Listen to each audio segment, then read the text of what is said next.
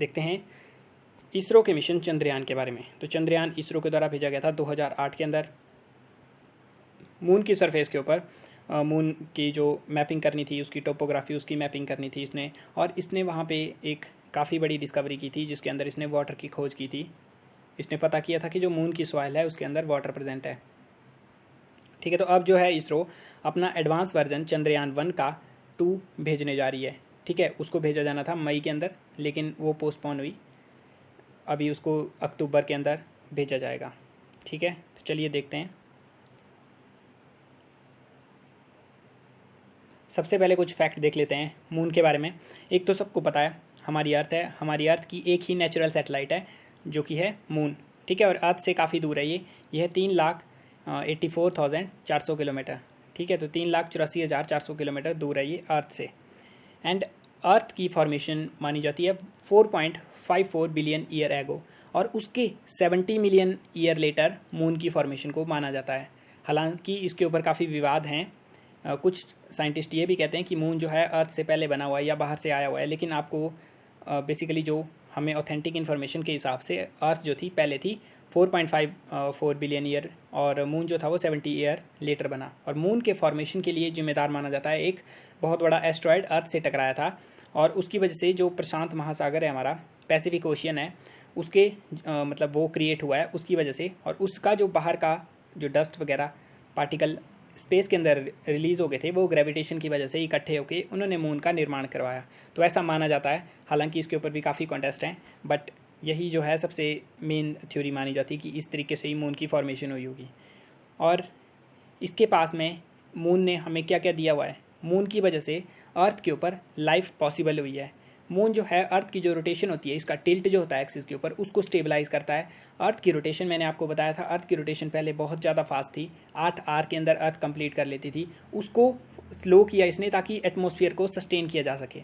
और मून जो है टाइड्स के लिए जिम्मेवार है, और एंशियंट टाइम के अंदर टाइड की वजह से काफ़ी ज़्यादा मतलब टाइम का पता चलता था, और एक तरीके से मून को काफ़ी सेक्रेट भी माना जाता है। तो उस लिहाज से मून हमारे लिए भी इम्पॉर्टेंट है और यूपीएससी के लिए भी। मून के ऊपर जो ग्रेविटी है वो 1/6 है अर्थ के। मतलब ग्रेविटी का मतलब है हमारे अर्थ की ग्रेविटी है वही एटमॉस्फेयर को होल्ड कर पाती है बाहर से। अगर ग्रेविटी कम है तो एटमॉस्फेयर को भी होल्ड नहीं कर पाएगी। इसी वजह से मून के ऊपर एटमॉस्फेयर भी प्रेजेंट नहीं है। ठीक है, तो इसके ऊपर कोई एटमॉस्फेयर नहीं है। चलिए अब देखते हैं कि why do we want to explore moon. तो मून को एक्सप्लोर करने की क्या ज़रूरत है हमें। पहले हमने देखा था मार्स को एक्सप्लोर करने की क्यों ज़रूरत है। सबसे स्टार्टिंग वाले लेक्चर में देखा था स्पेस को ही एक्सप्लोर करने की क्यों ज़रूरत है। फिर हमने देखा मार्स को एक्सप्लोर करने की क्या ज़रूरत है। अब देखेंगे मून को एक्सप्लोर करने की क्या ज़रूरत है। तो अगर बात, जैसे मैंने आपको बताया 4.54 बिलियन ईयर एगो अर्थ की फॉर्मेशन होती है। फिर उसके बाद 70 मिलियन ईयर के बाद में हमारे मून की फॉर्मेशन होती है। मतलब अर्थ और मून को आप कंपेनियन मान सकते हो एक दूसरे का। तो ऐसा माना जाता है कि अगर कुछ स्पेस की एक्टिविटीज़ हुई होंगी, जैसे मीटियोर वगैरह, एस्ट्रॉयड वगैरह, या कोई और एक्टिविटीज़, अगर मून जो है अर्थ से टूट के ही बना हुआ है, तो जो एक्टिविटी स्पेस के अंदर हुई होंगी, जिन्होंने मून को इफेक्ट किया होगा उन्होंने अर्थ को भी इफेक्ट किया होगा। लेकिन हमारे पास अर्थ के अंदर क्या होता है, टेक्टोनिक एक्टिविटीज़ होती हैं। इसकी जो टेक्टोनिक प्लेट हैं, जो धरती के अंदर प्लेट हैं, वो एक दूसरे के ऊपर बजती रहती हैं, दूर होती रहती हैं। ठीक है, स्लाइड करती रहती हैं। उसकी वजह से जो एविडेंस अर्थ के ऊपर मिल सकते थे अर्ली लाइफ के, मतलब अर्ली लाइफ कैसे इवॉल्व हुई, अर्ली एटमॉस्फेयर कैसा था, ठीक है, कौन कौन सी चीज़ें प्रेजेंट थी, या किस तरीके से इवॉल्व हुई हमारी धरती, वो हमें नहीं मिलती है। हमारे पास अर्थ के ऊपर ओशियन भी हैं, जिनकी हमारी जो ओशियन का फ्लोर है वो बनता रहता है, कुछ टाइम बाद वो ख़त्म हो जाता है। लेकिन मून हमारे पास उसी तरीके का है जिस तरीका से का ये पहले था। तो अगर मून से हम सैंपल लेके आ सकें तो हम अर्थ की जो हिस्ट्री है उसको रिकन्स्ट्रक्ट कर सकते हैं। हम पता कर सकते हैं अर्थ का एटमॉस्फेयर, इसके लाइफ बनने से पहले कैसा हुआ होगा और इसके लाइफ के बाद कैसा होगा। मतलब हम अर्थ की हिस्ट्री को, अपने सोलर सिस्टम की हिस्ट्री को ले सकते हैं मून के द्वारा, इसकी स्टडी करके। इसकी जो केमिकल कंपोजिशन होगी, इसकी जो रॉक्स होंगी, उनके अंदर क्या क्या चीज़ें दबी होंगी, कौन से मीटियोर एस्ट्रॉयड ने इसको हिट किया होगा, उन चीज़ों से हम रिकन्स्ट्रक्ट कर सकते हैं अपनी हिस्ट्री। तो moon extremely ancient surface, what has happen to moon has also happen to earth. तो जो मून को हुआ होगा वो अर्थ को भी हुआ होगा, लेकिन अर्थ के ऊपर काफ़ी एक्टिविटीज़, क्रस्ट हमारी ख़त्म होती रहती है। ह्यूमन की हैबिटेशन है, हमने सब कुछ ख़त्म किया हुआ है, तो हम उतने अच्छे से इसका पता नहीं कर पाते। तो इस वजह से मून हमारे लिए इंपॉर्टेंट है। नेक्स्ट आता है फ्यूचर की कॉलोनीज़। तो एक तो फ्यूचर की कॉलोनी मार्स के ऊपर आप बसा सकते हो, लेकिन मून तो आपके सबसे नज़दीक है, अपने जो नेबर है आपका मून, उसके ऊपर ही, क्योंकि अर्थ के ऊपर रिसोर्सेज लिमिटेड हैं, ठीक है, जिस तरीके से जनसंख्या बढ़ती जा रही है। तो हो सकता है फ्यूचर में कॉलोनी अगर आपने बसानी हो तो मून के ऊपर आप एटमॉस्फेयर की जो कंडीशन है वहाँ पे उनको रिकंस्ट्रक्ट करके, क्योंकि ह्यूमन के पास में टेक्नोलॉजी है, दिमाग है, वो आगे जाके कुछ ना कुछ नई चीज़ें डिस्कवरी करके फ्यूचर कॉलोनीज बना सकता है मून के ऊपर। और जैसा हमने देखा था 3D प्रिंटिंग का टॉपिक जब डिस्कस कर रहे थे, तो अगर हमने वहाँ पे कॉलोनी बनानी है, घर बनाने हैं, तो हाथ से नहीं बनाएंगे, हमारे पास 3D प्रिंटिंग उस टाइम तक काफ़ी ज़्यादा एडवांस हो चुकी होगी। तो 3D प्रिंटिंग से मून के सरफेस का ही मटीरियल लेके मून पे कॉलोनी कंस्ट्रक्ट कर सकते हैं।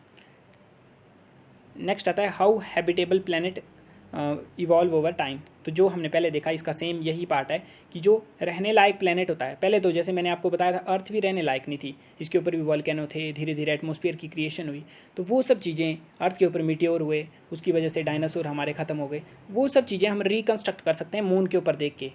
ठीक है, मून के बारे में स्टडी करके, इसकी जियोलॉजी, रॉक्स को स्टडी करके हम पता कर सकते हैं कि हमारे प्लेनेट पे जब लाइफ नहीं थी तब ये कैसा था और बाद में किस तरीके का बना ये। नेक्स्ट आता है कि अगर हमने इंटरप्लैनेटरी मिशन भेजना है, या मतलब हमने कॉलोनी बसानी है मार्स के ऊपर या किसी और प्लेनेट के ऊपर, तो हमें एक तरीके से सोर्स चाहिए अर्थ से थोड़ा सा दूर, मतलब जहाँ पे आप रेस्ट कर सको।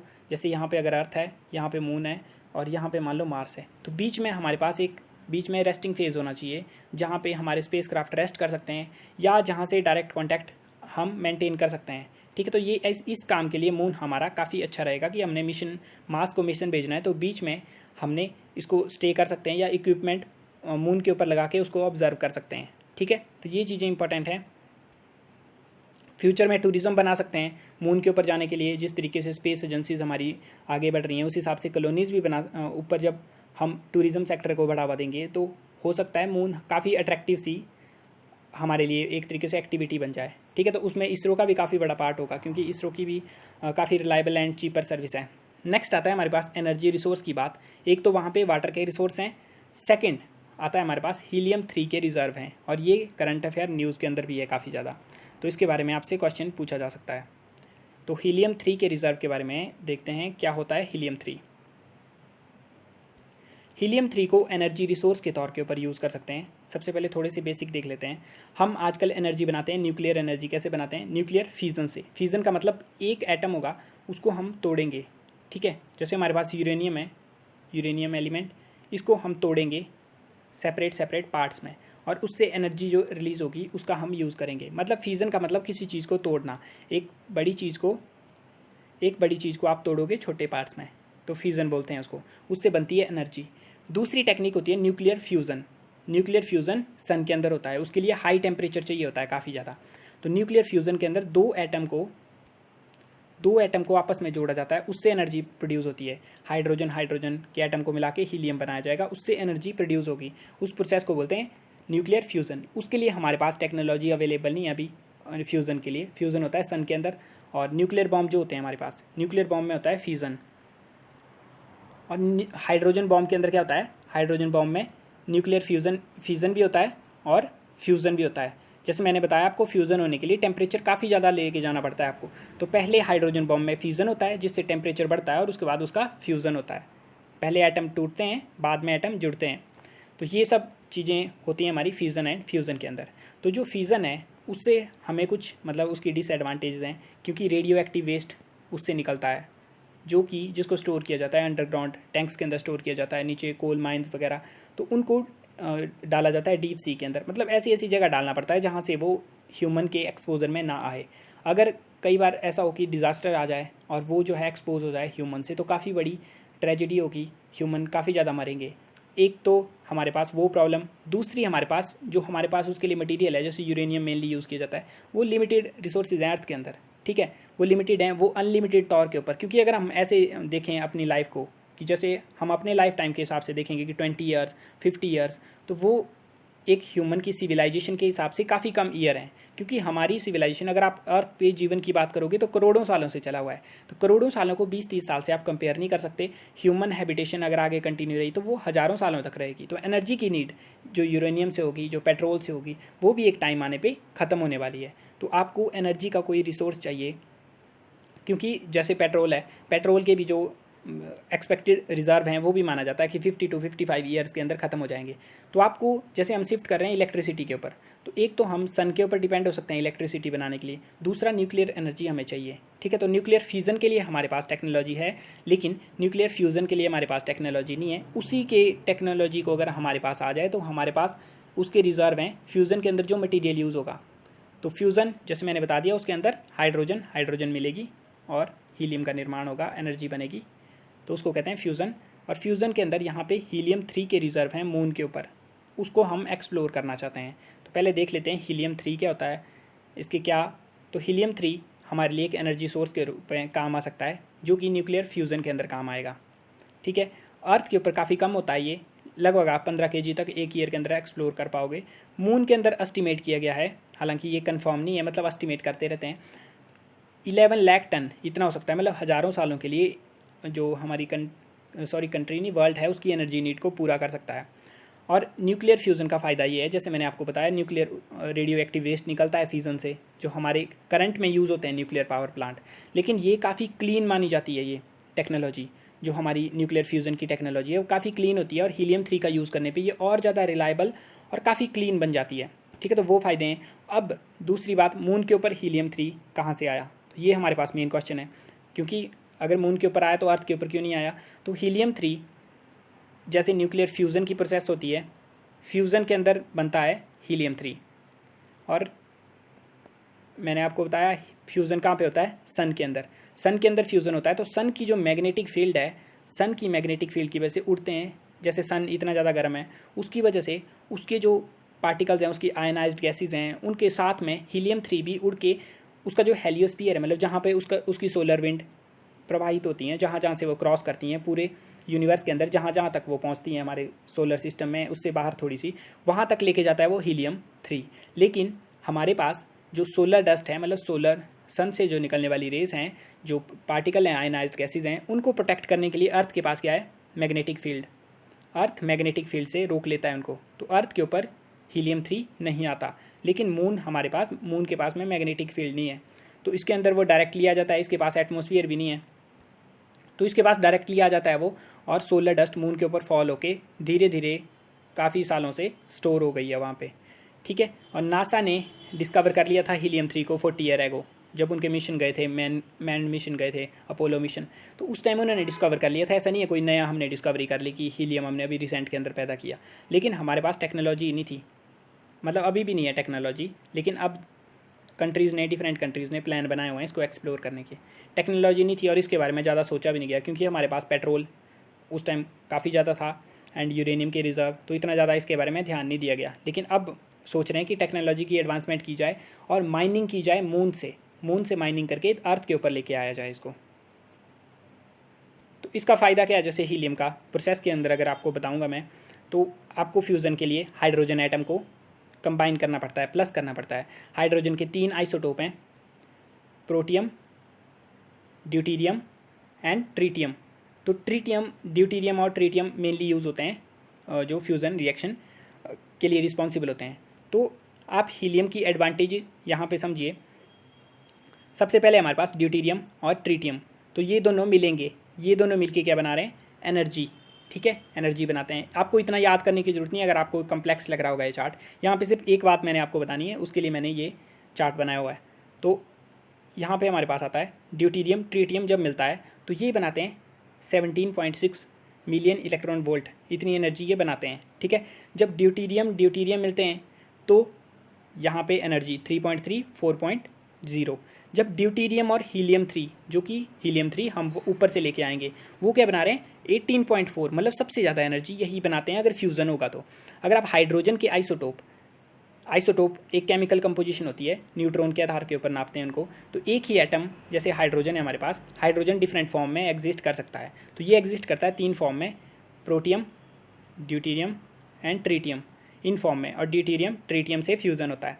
और जो हमारा हीलियम है, हीलियम एग्जिस्ट करता है 9 फॉर्म के अंदर, 9 आइसोटोप हैं इसके, लेकिन हीलियम-3 और हीलियम-4 सिर्फ यही दोनों स्टेबल हैं, बाकी अनस्टेबल हैं। तो हीलियम-3 जो है वही मेन काम आता है हमारे फ्यूज़न के अंदर। ठीक है, तो हमारे पास रिजर्व तो नहीं है, लेकिन अगर हम नॉर्मल में करेंगे ड्यूटीरियम ट्रीटियम ये करेंगे तो एनर्जी कम मिलेगी।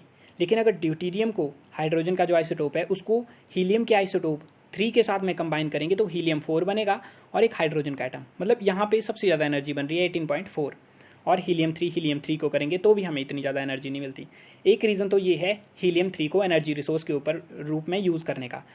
पहला रीज़न तो ये न्यूक्लियर फ्यूज़न के अंदर रेडियो एक्टिव वेस्ट होता है, ठीक है, वो रीज़न। दूसरा, हीलियम को अगर आप न्यूक्लियर फ्यूज़न में यूज़ करोगे, फ्यूज़न इनसे भी हो सकता है लेकिन इनमें एनर्जी कम बन रही है, ठीक है, एक बात तो ये हो गई।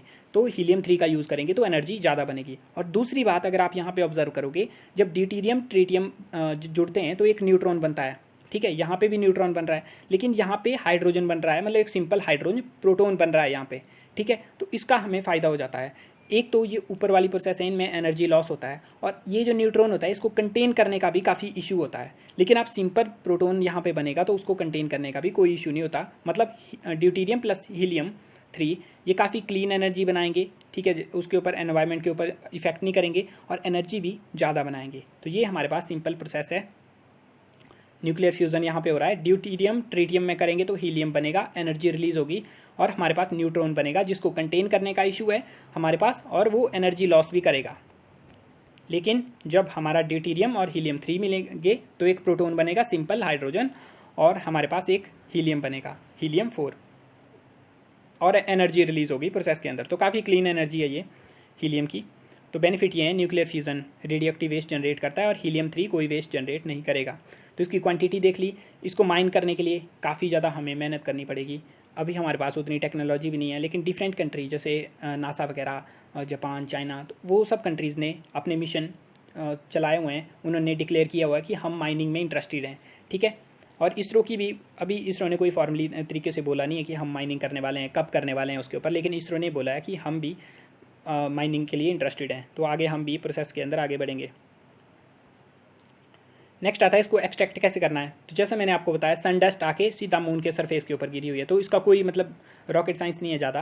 सीधा जो आपकी सॉइल है मून की, जिसके अंदर हीलियम की क्वांटिटी ज़्यादा होगी, वो आपको नापनी पड़ेगी कौन सी सॉइल के अंदर है। तो वो आपको अगर पता लग गई, उसके बाद आप उस सॉइल को लोगे और उसको 600 डिग्री सेल्सियस तक हीट करोगे। उसके बाद उससे हीलियम 3 रिलीज़ होगा, उसको अर्थ के ऊपर लेके आ सकते हो, या सॉइल को यहाँ पे लेके आके हीट करोगे। लेकिन ये काफ़ी बड़ा चैलेंज है, इतना ज़्यादा इसको हीटिंग करना है, आपने स्पेस क्राफ्ट ऊपर लेके जाना है, कितना ज़्यादा खर्चा होगा। लेकिन अगर आप हीलियम को एक्सट्रैक्ट करके नीचे लेके आ सकते हो तो इसका कॉस्ट लगभग 300 बिलियन पड़ जाता है पर टन के हिसाब से। 1 टन लेके आओगे तो 300 बिलियन तक आपको पैसे बन सकते हैं, ठीक है। तो इतना इसका कॉस्ट हो सकता है। तो ये काफ़ी वायबल हो जाएगा अगर आपके लिए इतना हो सकता है, ठीक है, क्योंकि काफ़ी 300 बिलियन काफ़ी ज़्यादा होते हैं।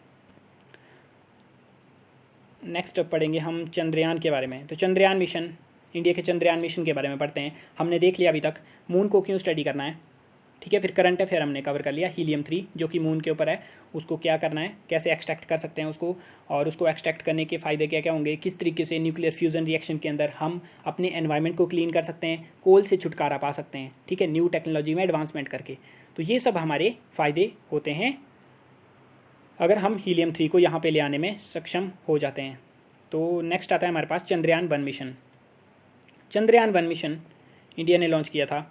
चंद्रयान 1 को लॉन्च किया गया था 2008 के अंदर, और ये 2 साल का मिशन था, ठीक है। 2 ईयर तक इस मिशन ने वर्क करना था, उसके बाद ये ख़त्म हो जाना था। लेकिन 2 ईयर से पहले ये अगस्त 2009 के अंदर इसमें कम्युनिकेशन में ख़राबी आ जाती है और इसरो के साथ इसका कॉन्टैक्ट लॉस्ट हो जाता है। लेकिन उसके बाद भी नासा ने इसको ढूंढा हुआ है बाद के अंदर भी, लेकिन ये मतलब मिशन ख़त्म हो चुका है अब हमारा। और इसकी अचीवमेंट क्या थी, इसने मैप करना था, वैसे जो मून का सरफेस था उसको मैप करना था, उसमें मिनरल वगैरह, उसकी कंपोजिशन, वो सब चीज़ें देखनी थी।